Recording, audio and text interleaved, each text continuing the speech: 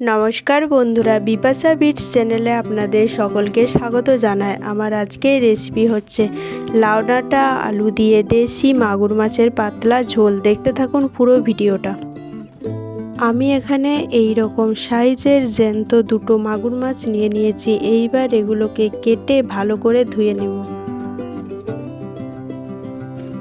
আমি এখানে মাছগুলোকে এই রকম সাইজের করে কেটে নিয়েছি। আপনারা চাইলে আপনাদের পছন্দ মতন কেটে নিতে পারেন।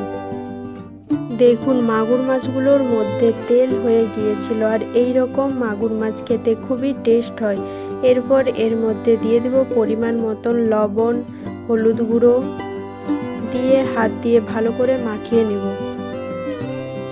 মাছগুলো ভাজার জন্যে কড়াইতে তেল গরম হওয়ার জন্যে দিয়ে দিয়েছি, আর মাছগুলোকে আমি এখানে হালকা করে ভেজে নেব। দেখুন, এইভাবে ভেজে নিয়েছি, খুব একটা কড়া ভাজা যাবে না।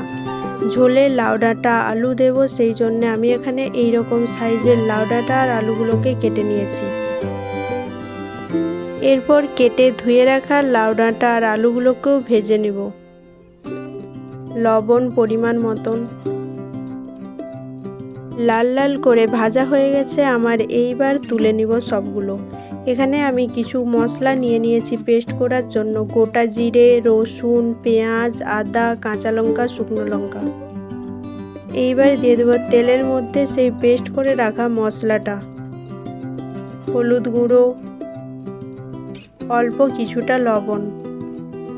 পর মশলা থেকে তেল ছাড়া পর্যন্ত মশলাটাকে ভেজে নিতে হবে। মশলাটা আমার ভালোভাবে কষানো হয়ে গেছে। এইবার দিয়ে দিব ভেজে রাখা লাউ ডাঁটা আর আলুগুলো। এইগুলোকেও কিছুক্ষণ মশলার সঙ্গে মিশিয়ে নিতে হবে। আপনারা ততক্ষণে আমার এই চ্যানেলটিকে সাবস্ক্রাইব করে দিন।